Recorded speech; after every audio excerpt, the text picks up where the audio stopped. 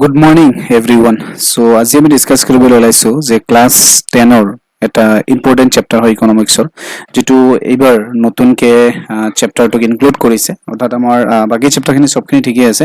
যেটো আমাৰ এইটো চেপ্টাৰ এইবাৰ 2026 বা 2027 যেটো আমাৰ টাইম পিৰিয়ড ইয়াতে আমাৰ এছএছএলসি এক্সাম জিয়ে দিব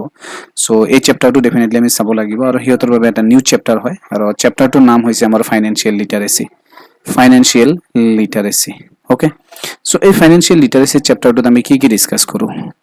যে ইয়াতে আমাক যদিও দিয়া আছে ফাইনান্সিয়েল লিটারেসি এটা কনসেপ্ট যে in class 9 we have discuss about financial literacy but আমাৰ নাই হয়তো এতিয়া যেটো নিউ সিলেবাস হ'ব তাত আহিব ক্লাস 10 ৰ স্টুডেন্ট খিনি এইখিনি পোৱা নাছিলে so we have also discussed about money including plastic or banking cards and also about other digital payment অর্থাৎ কি কৈছে আমাৰ যে আমি মানি ইনক্লুডিং আমি বাৰ্টাৰ সিস্টেম আমি মানি এন্ড বেংকিং ৰ যেটো পাৰ্ট 1 এটা আমাৰ ভিডিও ডিসকাস কৰিছিলো তাত আমি এই কথাখিনি আমি আলোচনা কৰিছো যে প্লাষ্টিক মানি নাইবা বেংকিং কাৰ্ড কি হয় আৰু নাইবা আমাৰ আদাৰ ডিজিটেল পেমেন্ট সমূহ আমাৰ ডিসকাস কৰা হৈছে সো ইন দিস চ্যাপ্টাৰ আমি কি ডিসকাস কৰিম এতে যে how to use banking cards and the precautions to be taken while using banking card and digital payment যে আমি এই বেংকিং কার্ড সমূহ যিবোৰ আমাৰ কি ডেবিট কাৰ্ড আছে নাইবা আমাৰ ক্ৰেডিট কাৰ্ড আছে নাইবা আমি বিভিন্ন ধৰণৰ আমি ইউপিআই ট্ৰানজাকশন কৰো গুগল পে হওক পেটিএম হওক আমাৰ ভীম ইউপিআই হওক সো এনেকুৱা ধৰণৰ আমি কি কৰো ফোন পে হওক সো এনেকুৱা ধৰণৰ আমি ডিজিটেল কিছুমান কি কৰো পেমেন্ট কৰো সো এইবোৰ ব্যৱহাৰ কৰোতে আমি কি প্ৰিকশনস লব লাগে কি আমি সাৱধানতা অৱলম্বন কৰিব লাগে সো এই বিষয়ে আমি ডিসকাস কৰিম আজিকালি বিভিন্ন ধৰণৰ সাইবাৰ ক্ৰাইম বা এইবোৰৰ ফলত মানুহে বিভিন্ন ধৰণৰ তেওঁলোকৰ আৰ্জিত ধনসমূহ হেৰুৱাব লগা হৈছে সো আমি দেখা পাই থাকো সো ইয়াৰ কাৰণে যাতে তেনেকুৱা একো ঘটনা নহয় সো কি প্ৰিকশন লব লাগে সেই বিষয়ে আমি এই চেপ্টাৰটোত ডিটেইল আলোচনা কৰিম So first আমি ডিসকাস কৰিম ইয়াতে banking card যেটা use of banking card has revolutionized the way people shop for goods and services যে আমি কি কৰো বিভিন্ন ধৰণৰ মানুহে আমি বিভিন্ন ধৰণৰ goods and services goods যেটো আমাৰ tangible হয় যাক আমি চুব পাৰো আমি যিবোৰ দৈনন্দিন ব্যৱহাৰ কৰা আমাৰ খাদ্য সামগ্ৰী হওক বা যিকোনো ধৰণৰ আমাৰ ঘৰত লগা সামগ্ৰীয়ে হওক নাইবা আমাৰ সাৰ্ভিসেছৰ ক্ষেত্ৰতে হওক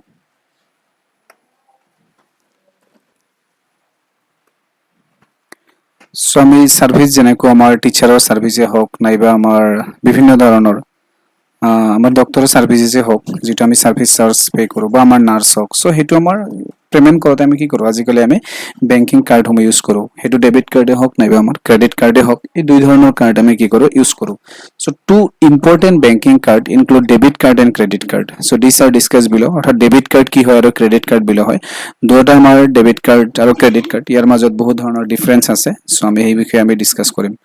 সো প্ৰথমতে আমি ডিসকাস কৰিম ডেবিট কাৰ্ড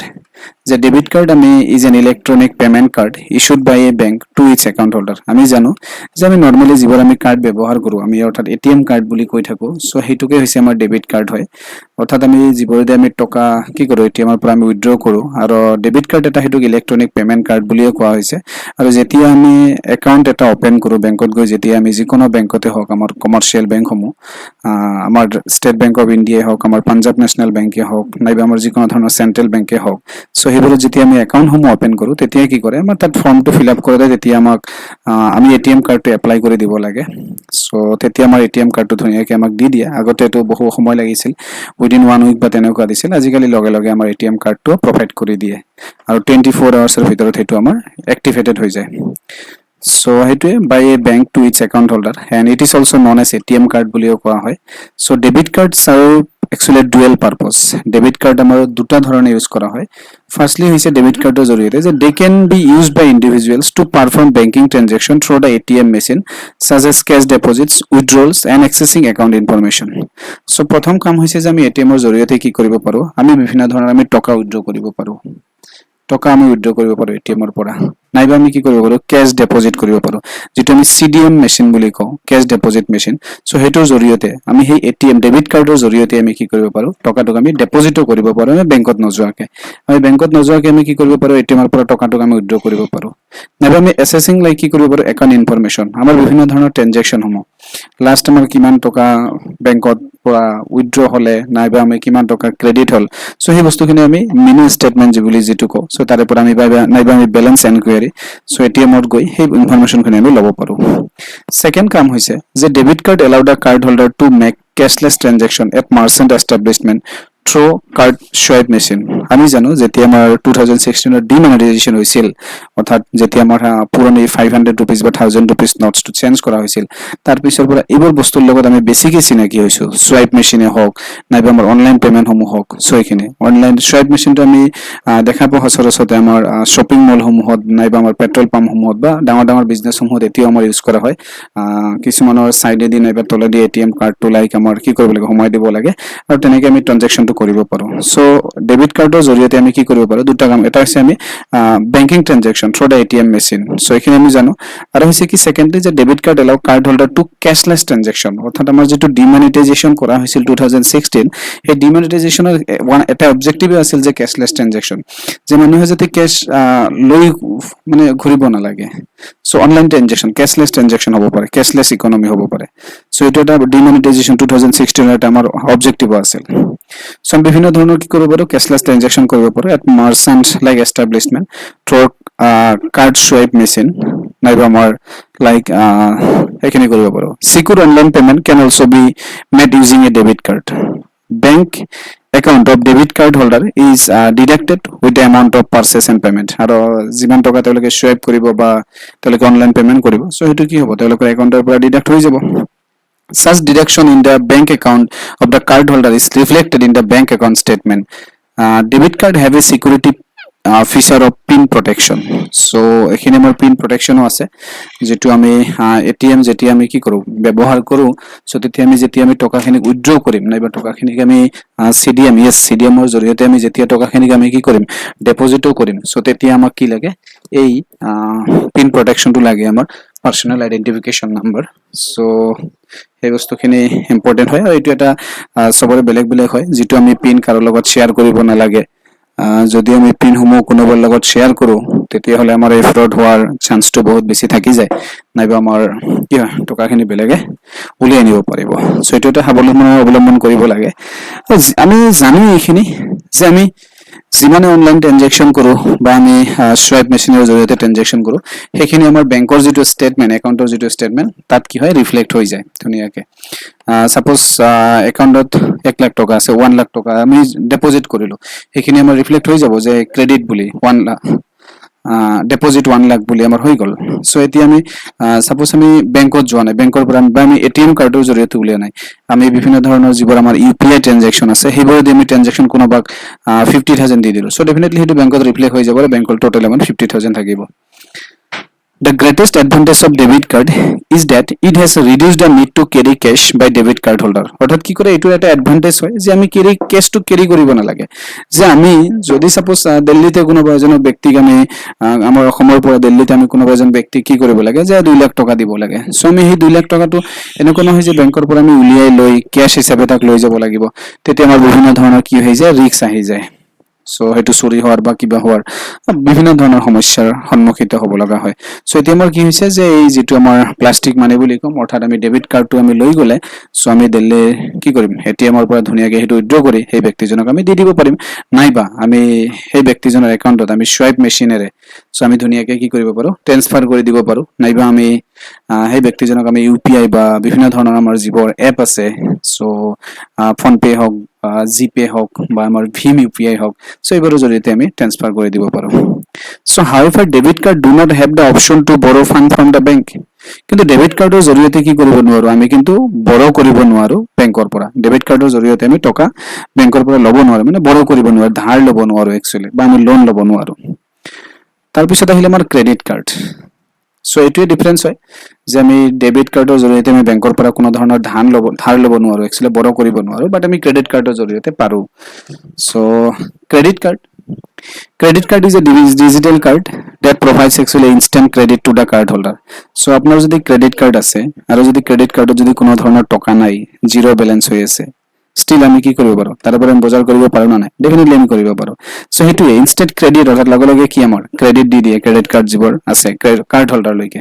চ' সেইটো বেংকে ক্ৰেডিট প্ৰভাইড কৰে, তাৰ এগেইনষ্টত বেলেগ এটা ৰেট অফ ইণ্টাৰেষ্ট পে'মেণ্ট কৰিব লাগে, কাৰণ লোন ল'লেতো আৰু কৰিব লাগিবই। So credit card allow card holders to borrow fund from banks to make payment for goods and services they purchase from merchants. অৰ্থাৎ এই যিকোনো ধৰণৰ আমাৰ গুডছ এণ্ড ছাৰ্ভিচেছৰ ক্ষেত্ৰত কেতিয়াবা কি হয় আমাৰ টকা নাথাকে, টকা আমাৰ কেতিয়াবা নাথাকে সো তেতিয়া কি যদি ক্ৰেডিট কাৰ্ড আছে তেনেহলে এই ক্ৰেডিট কাৰ্ডৰ জৰিয়তে আমি এই সামগ্ৰীসমূহ কি কৰিব লাগিব কিনিব পাৰো আমি so in simple words credit card allow the card holder to borrow money from bank to buy things now and pay later অৰ্থাৎ আমি সিম্পল ওয়াৰ্ডত ক'ব পাৰো যে ক্ৰেডিট কাৰ্ড হৈছে এনেকুৱা এটা কাৰ্ড হয় যিয়ে কাৰ্ড হোল্ডাৰক কি এলাউ কৰে যে মানি মানে borrow money from the bank বিভিন্ন ধৰণৰ সামগ্ৰীসমূহ কিনাৰ কাৰণে যে এতিয়া কিনা আৰু পিছত পে কৰি দিব লাগিব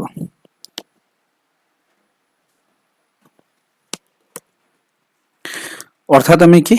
ক্ৰেডিট কাৰ্ডৰ জৰিয়তে যদি আমাৰ বৰ্তমান সময়ত টকা নাই তেতিয়া আমি কি কৰিব পাৰো ক্ৰেডিট কাৰ্ডৰ জৰিয়তে আমি বস্তু সামগ্ৰীবোৰ ক্ৰয় কৰিব পাৰো আৰু আমি ইয়াক পিছত কি কৰিব পাৰো পেমেন্ট কৰি দিব পাৰো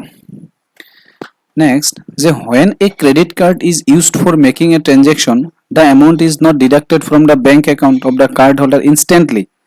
but is provided as credit by the bank যে যেতিয়া আমি কিবা এটা সামগ্ৰী অৰ্থাৎ ক্ৰেডিট কাৰ্ডৰ জৰিয়তে আমি কিনো বা ট্ৰানজাকচন কৰো so the amount is not deducted from the bank account of the card holder instantly লগে লগে সেই ব্যক্তিজনৰ একাউণ্টৰ পৰা টকাখিনি কি নহয় ডিডাক্ট নহয় অৰ্থাৎ মাইনাস নহয় but is provided as credit by the bank অৰ্থাৎ কি ব্যাংকে কি কৰে ইয়াক ক্ৰেডিট মানে প্ৰভাইড কৰিছে ধাৰ দিছে একচুয়ালি বা লোন প্ৰভাইড কৰিছে the bank gives a credit limit ব্যাংকে কি কৰে বিভিন্ন ধৰণৰ ব্যক্তিক বেলেগ বেলেগ কি কৰে ক্ৰেডিট লিমিট প্ৰভাইড কৰে কোনোবাক 5000 কোনোবাক 15000 কোনোবাক 50000 1 লাখ সো এনেকুৱা ধৰণৰ কি কৰে যে ক্ৰেডিট প্ৰভাইড কৰে that is the maximum amount which can be borrowed by the credit holder অৰ্থাৎ যে 50000 দিয়ক লিমিট দিলে মানে সেই ব্যক্তিজনে 50000 কি কৰিব পাৰিব বড় কৰিব পাৰিব বেংকৰ পৰা আৰু সেই ক্ৰেডিট কাৰ্ডৰ জৰিয়তে the card holder can make purchases using the credit card up to that specified limit আৰু সেই লিমিট লৈকে অৰ্থাৎ যদি 50000 লৈকে ক্ৰেডিট দিছে তেনেহলে সেই 50000 লৈকে তেওঁলোকে কি কৰিব পাৰে সামগ্ৰী কিনিব পাৰিব to pay back the borrow to the bank আৰু কি কৰিব লাগিব আমি তো তাক সেই যিখিনি আমি লোন লৈছিলো 50000 সো তাক পে কৰিবই লাগিব the card holder is provided with a time period ranging from 30 to 45 days অৰ্থাৎ কি কৰিব লাগিব এটা টাইম পিৰিয়ড দিয়া থাকে যে 30 দিনৰ ভিতৰত 45 ডেছৰ ভিতৰত 30 to 45 ডেছৰ ভিতৰত কি কৰিব লাগিব যিমান টকাতে বড় কৰিছিল সেই টকাখিনি তেওঁলোকে কি কৰিব লাগিব ৰিপে কৰিব লাগিব অৰ্থাৎ ৰেট অফ ইন্টাৰেষ্ট থাকিব bank charges interest on amount of borrowing that is not returned within the specified time period অৰ্থাৎ ব্যাংকে কি কৰিব এটা ইন্টাৰেষ্ট চাৰ্জ কৰিব on the amount of borrowing that যদি আৰু যদি কি নকৰে যে ৰিটাৰ্ন নকৰে within a specified period of time তেনেহলে তো তেওঁলোকে এটা হাই চাৰ্জ কেতিয়াবা লাইক কি কৰে ইম্পোজ কৰে এই card holder against so next আমি লব লাগিব যে আমাৰ precaution to be taken while using banking card এই যে ডেবিট কাৰ্ড নাইবা আমি ক্ৰেডিট কাৰ্ড সমূহ ব্যৱহাৰ কৰাৰ সময়ত কি আমি প্ৰিকশনস লব লাগে কি আমি সাৱধানতা অৱলম্বন কৰিব লাগে এই অৰ্থাৎ এই সমূহ ক্ৰেডিট কাৰ্ড বা ডেবিট কাৰ্ড সমূহ ব্যৱহাৰ কৰাৰ সময়ত কি আমি সাৱধানতা অৱলম্বন কৰিব লাগে ঠিক আছে so the following are some precautions that need to be taken for the safe handling and use of debit card and credit card so আমাৰ কেইটামান অপচন দিয়া আছে ফাৰ্স্ট আমাৰ প্ৰিকশন হৈছে যে while using debit card to withdraw cash in an ATM the card holder should be vigilant that no other person is watching while he or she is entering the pin অৰ্থাৎ যেটো আমাৰ personal identification number হয় আমি যেতিয়া ATM ৰ পৰা আমি টকা উইথড্ৰ কৰো ডেবিট কাৰ্ডৰ জৰিয়তে তেতিয়া আমি এটা কথা চাব লাগে যে কোনো ব্যক্তিয়ে যাতে তাৰ ওচৰে পাজৰে নাই আৰু যিয়ে নেকি তাৰ পিনটোক সেই যেটো পাৰ্সোনাল আইডেন্টিফিকেশন নাম্বাৰটোক চাই আছে অৰ্থাৎ এটো আমাৰ ৰুলে হয় যে এবাৰত আমি এটিএম ত কি কৰিব লাগে এজন মানুহে যাব লাগে এবাৰত এটিএম ত একচুয়ালি এজন মানুহে হুমিব লাগে কিন্তু আমি তো সেই ৰুলবোৰ নামানো এই যে এটিএম ত কেতিয়াবা 10 জন 15 জন লৈকে একেলগে পুৰা হুমি যায় actually this is not rule হৈছে এজন হুমিব লাগে সদায় আৰু সেই ব্যক্তিজন ওলাই অহাৰ পিছত আন এজন ব্যক্তি যাব লাগে কাৰণ তাত এই যেটো আমাৰ পিন পাৰ্সোনাল আইডেন্টিফিকেশন নাম্বাৰ এটো এটা সিকিউৰ নাম্বাৰ হয় এটো সবৰে বেলেগ হয় সো এটো কেতিয়াও কি কৰিব নালাগে কোৱাৰ লগত শেয়াৰ কৰিব নালাগে ফাৰ্স্ট সাৱধান অৱলম্বন কৰিব লাগে আমি second debit card and credit card should be kept in a safe and secure place so এটো আমি জানিব লাগে যে আমি এক ধুনিয়াকে কি কৰিব লাগে এটা সেফ এন্ড সিকিউৰ প্লেসত অৰ্থাৎ এটা কি সুৰক্ষিত ঠাইত আমি ইয়াক ৰাখিব লাগে they should not be allowed to go into wrong hands to avoid misuse অৰ্থাৎ এই যে ডেবিট কাৰ্ড নাইবা ক্ৰেডিট কাৰ্ড এইটো কোনো যাতে ফুল ব্যক্তিৰ হাতত যাব নালাগে আদাৰৱাইজ তেওঁলোকে কি কৰিব মিস ইউজ কৰিব এই কাৰ্ডসমূহ তেওঁলোকে হয়তো টকাসমূহ উইথড্ৰ কৰিব বা কিবা কৰিব সো সেইটো আমি জানোৱে নৰ্মেলি 3 নম্বৰ সাৱধানতা হৈছে যে in case of loss or theft of banking card যদি এই কাৰ্ডটো আমাৰ এটিএম কাৰ্ডে হওক নাইবা ডেবিট কাৰ্ডে হওক এই কাৰ্ডটো যদি কিবা কাৰণত আমাৰ লস হয় হেৰুৱাই বা চুৰ কৰি নিয়ে the card holder should immediately report to the bank to block the card and avoid unauthorized use অৰ্থাৎ আমি বেংকক আমি ইমিডিয়েট কি কৰিব লাগে জনাব লাগে তেতিয়া কি কৰে এই যেটো ডেবিট কাৰ্ড থাকিব আমাৰ এই যেটো ডেবিট কাৰ্ড থাকিব নাইবা আমাৰ ক্ৰেডিট কাৰ্ড থাকিব এই ডেবিট কাৰ্ড বা ক্ৰেডিট কাৰ্ডটো কি কৰা হ'ব ব্লক কৰি দিয়া হ'ব অৰ্থাৎ আমি কি কৰিব লাগে যে বেংকক আমি ইমিডিয়েট কি কৰিব লাগে জনাব লাগে হেতু আমাৰ এটা দায়িত্ব হয় যাতে মিসইউজ কৰিব নোৱাৰে 4 নম্বৰ ডি প্ৰিকশন হৈছে the cards should be secured with a pin that is not very easy to guess অৰ্থাৎ আমি পিনটো ইমান ইজি ৰাখিব নালাগে কিছুমানে 1 2 3 4 এনেকুৱা ৰাখে 0000 সো ইমান ইজি ৰাখিব নালাগে এটা সিকিউৰ নাম্বাৰ মানে প্লেস কৰিব লাগে যাতে এট লিষ্ট অলপমান টান হয় সো হেখিনি আমি সাৱধানতা চাব লাগে নেক্সট হৈছে যে আমাৰ ইনফৰমেশন লাইক আমাৰ পিন যেটো আমি পাৰ্সোনাল আইডেন্টিফিকেশন নাম্বাৰ বুলি কও কাৰ্ড নাম্বাৰ যেটো আমাৰ এটা কাৰ্ডত 16 ডিজিটৰ এটা নাম্বাৰ থাকে সেই কাৰ্ড নাম্বাৰটো আমি কাৰো লগত শেয়াৰ কৰিব নালাগে সিভিভি অৰ্থাৎ যেটো আমাৰ কাৰ্ড ভেৰিফিকেশন ভ্যালু বুলি কোৱা হয় সো এই কাৰ্ড ভেৰিফিকেশন ভ্যালুটো আমি কাৰো লগত শেয়াৰ কৰিব নালাগে then validity date of the card should not be shared with anyone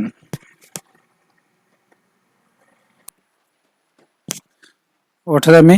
এই যেটো সিভিভি হক অৰ্থাৎ কাৰ্ড ভেৰিফিকেশন ভ্যালু নাইবা যেটো আমাৰ কি আছে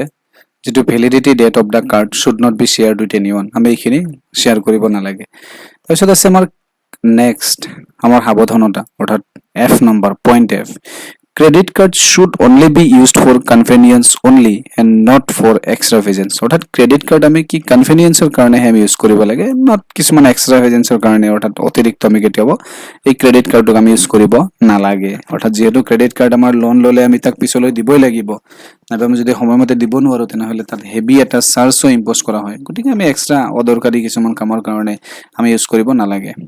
Credit card holders must ensure that they pay back the card dues within time limit in order to avoid heavy interest charged by the bank. অৰ্থাৎ credit যেটো কাৰ্ড হোল্ডাৰ তেওঁলোকে ensure কৰিব লাগে যে they pay back the card dues যিমানখিনি কাৰ্ডৰ তেওঁলোকৰ ডিউ থাকে সেই ডিউটো তেওঁলোকে উইদিন দা লিমিট যেটো আমাৰ টাইম পিৰিয়ড টাইম লিমিটৰ ভিতৰত কি কৰিব লাগে তেওঁলোকে পেমেন্ট কৰিব লাগে সো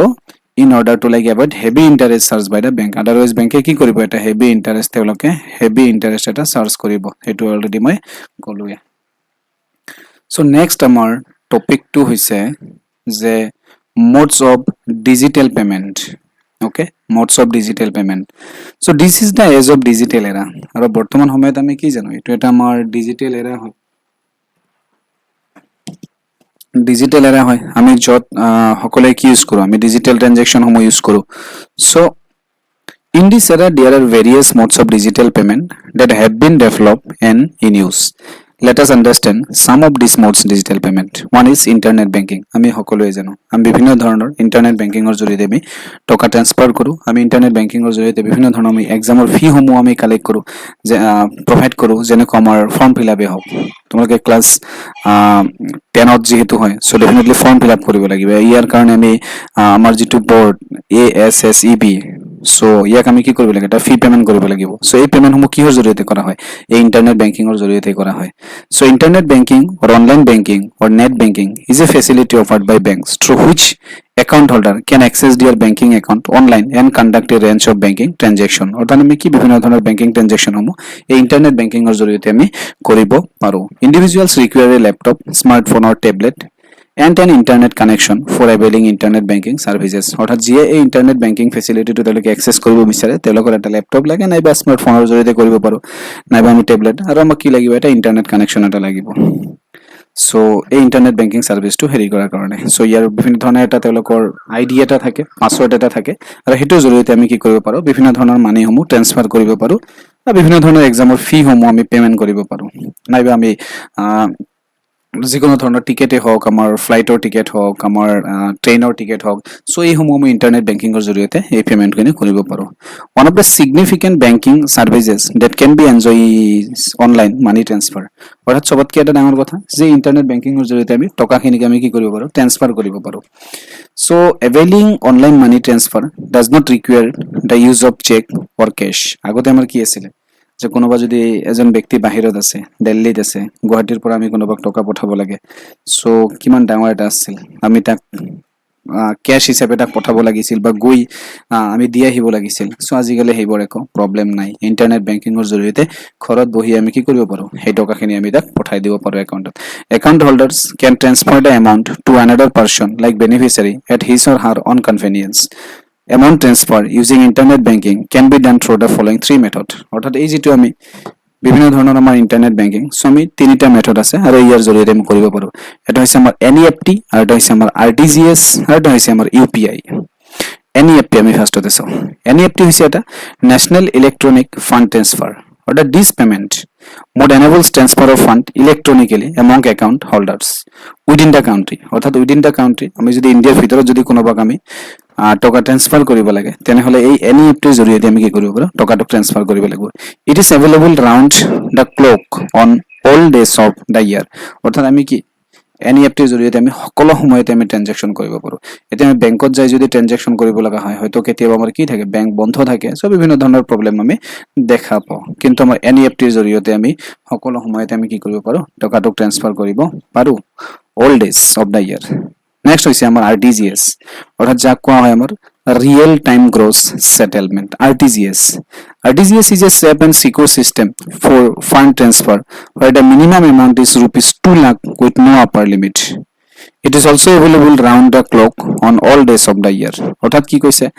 যে আমাৰ যিটো RTGS হয়, সেই RTGS হৈছে মিনিমাম 2 লাখ ৰুপিজ। আমি যেতিয়া আমি ট্ৰেন্সফাৰ কৰোঁ, বহুত এমাউণ্ট, হেভি এমাউণ্ট এটা ট্ৰেন্সফাৰ কৰোঁ, 1 crore rupees, 5 lakhs rupees, 10 lakh rupees, চ' তেতিয়া আমি কি কৰোঁ, এই RTGSৰ জৰিয়তে, অৰ্থাৎ যিটো আমাৰ ৰিয়েল টাইম গ্ৰছ সেটেলমেন্ট, এই ৰিয়েল RTGSৰ জৰিয়তে আমি কি কৰিব পাৰোঁ, আমি ট্ৰান্সফাৰ কৰিব পাৰোঁ। নেক্সট হৈছে আমাৰ এটা ইমিডিয়েট পেমেণ্ট ছাৰ্ভিচ, অৰ্থাৎ IMPS. IMPS যিটো provide instant fund transfer service that can be access on multiple channels like our mobile, internet, ATM and SMS. IMPS is fast, safe and available at all times.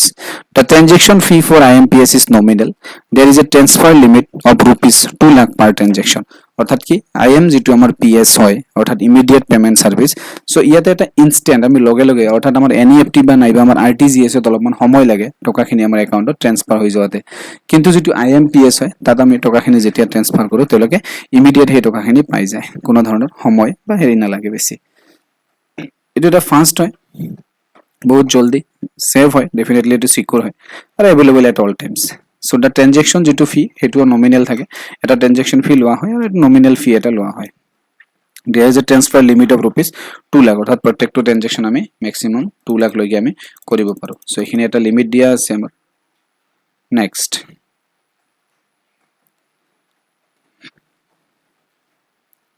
UPI, unified payment interface, UPI, অৰ্থাৎ আমি যিটো কৰিয়ে থাকোঁ, আমি use কৰিয়ে থাকোঁ UPI. So' UPI is an instant payment system used on mobile device. It has been developed by যিটো আমাৰ NPCI বুলি কোৱা হয়, national payment corporation of India. So' ইয়াৰে ফুল ফৰ্ম আহি যাব পাৰে যে UPI ৰ ফুল ফৰ্ম কি, নাইবা আমাৰ NPCI ৰ ফুল ফৰ্ম কি। চ' এইবোৰ বহুত ইম্পৰ্টেণ্ট কুৱেশ্যন হয়। So' it has been developed by national payment corporation of India, যিটো আমাৰ NPCI বুলি কোৱা হয়, in 2016. It is a very simple payment mechanism through UPI app in mobile phone that instantly transfer fund between two bank accounts using a unique UPI ID. UPI ID, what is UPI ID? এইটো আহি যাব পাৰে। So UPI ID is a unique payment address that can be used by individuals to send or receive money using any UPI app. So আমি a user need to put the UPI pin before making any payment through the UPI app. Example আমাৰ কি আছে, Paytm আছে, আমাৰ PhonePe আছে, আমাৰ Google Pay আছে, আমাৰ Bhim UPI আছে, so এনেকুৱা ধৰণৰ and so on. UPI has the following features. আজিকালিতো আমাৰ এয়াৰটেল পেমেণ্ট বেংক, so বিভিন্ন ধৰণৰ আমাৰ কি এইবোৰ আহি গৈছে। চ' সেইবোৰ আমি পেমেণ্ট কৰোঁতে আমি জানোৱে আমি কি কৰিব লাগে, সেই ব্যক্তিজনৰ আমি মোবাইল নম্বৰত দি দিব পাৰোঁ, নাইবা আমি একাউণ্টতো দিব পাৰোঁ। সো আমাক স্কেনাৰ জৰিয়তে আজিকালি আমাৰ বেছিকে বিভিন্ন ধৰণৰ সামগ্ৰী ক্ৰয় কৰোঁতে বা ছাৰ্ভিচত আমাৰ স্কেনাৰটো ইউজ কৰা হয়। চ' এই ইউপিআইৰ জৰিয়তে আমি সেই স্কেনাৰটোক আমি স্কেন কৰি ধুনীয়াকৈ তাক পে'মেণ্ট কৰাৰ আগতে আমি পিনটো কি কৰিব লাগে, বহুৱাই দিব লাগে। এটা চিক্ৰেট পিন এটা থাকে। চ' সেই পিনটো দিলে আমাৰ ট্ৰেনজেকশ্যনটো হৈ যায়, লগে লগে ইনষ্টেণ্ট হৈ যায়।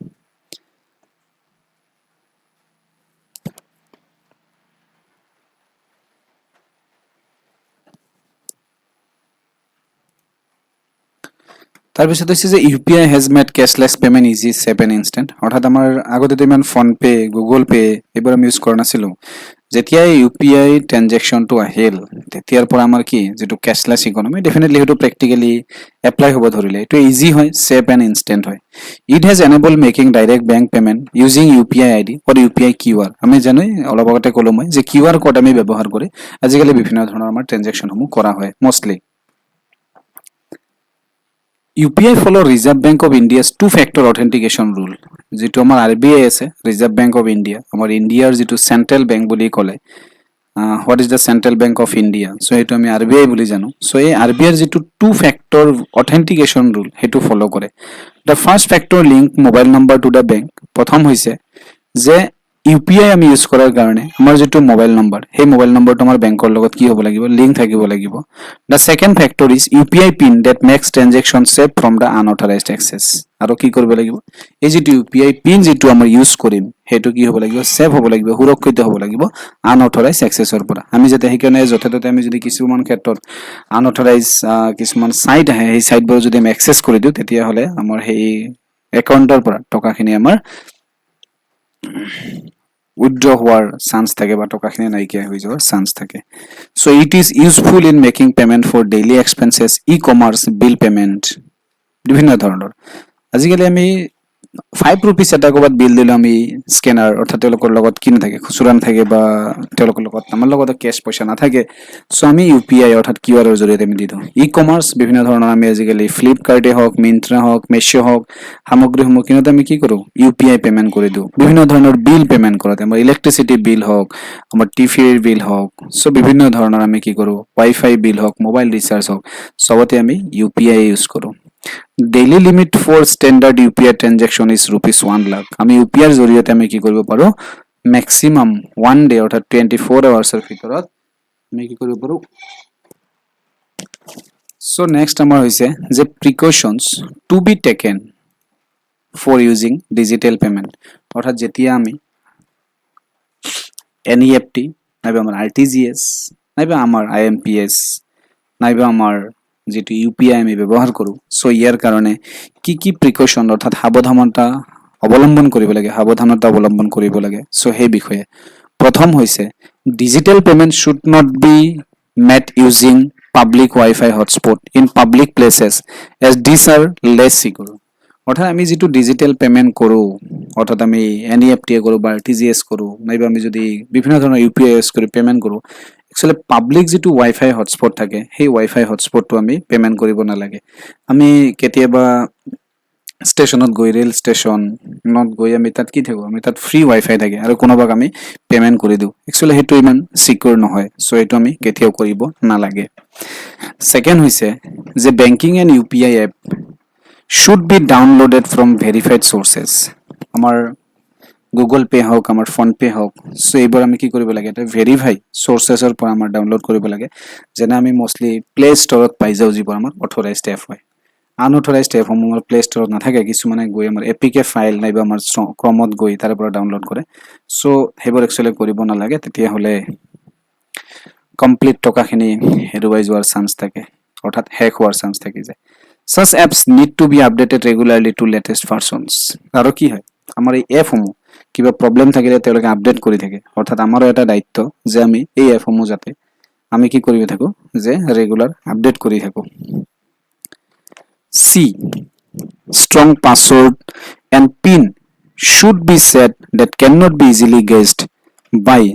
unscrupulous persons. অৰ্থাৎ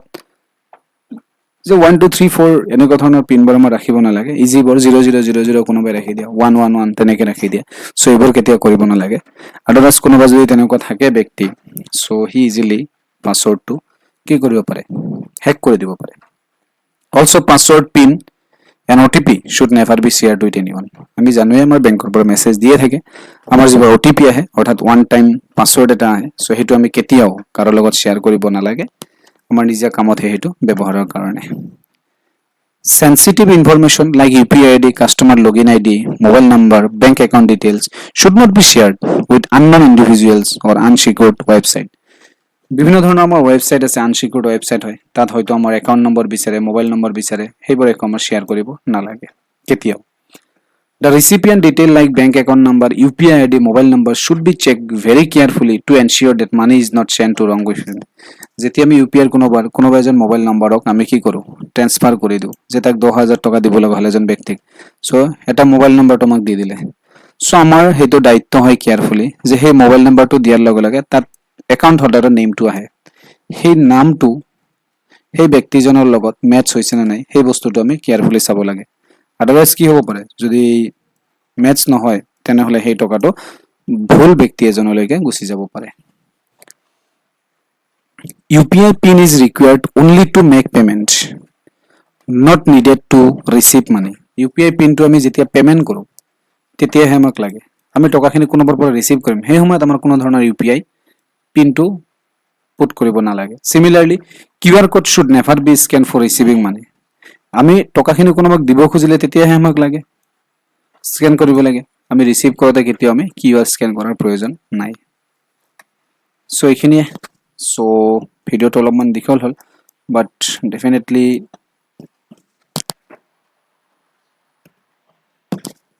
so thank you all and have a nice day ahead. So যদি ভিডিওটো ভাল লাগে ডেফিনেটলি দেন আমাৰ AGMS সৃষ্টি একাডেমি, সো এই সৃষ্টি একাডেমি চেনেলটো সাবস্ক্ৰাইব কৰি দিব, এণ্ড যদি এইখিনি কন্টেন্ট অসমীয়াত লাগে সো সেইখিনি মোৰ লগত এভেইলেবল আছে, সো প্লিজ মেছেজ কৰি দিব, তেতিয়া মই অসমীয়া কন্টেন্টখিনি আকৌ আমি কি কৰিম ডিসকাস কৰি দিম। আৰু লগতে এই চেপ্টাৰটো কমপ্লিট হোৱাৰ পিছত আমি যিবোৰ ইম্পৰ্টেণ্ট কুৱেশ্যন এনসাৰ আছে সেই কুৱেশ্যন এনসাৰখিনি আমি ডিসকাস কৰিম, গোটেইখিনি ওৱান বাই ওৱান আমি ডিসকাস কৰিম, কুৱেশ্যন এনসাৰখিনি মই দি দিম। So please stay tuned with the Srishti academy. Thank you all, have a nice day ahead. জয় হিন্দ, বাই বাই।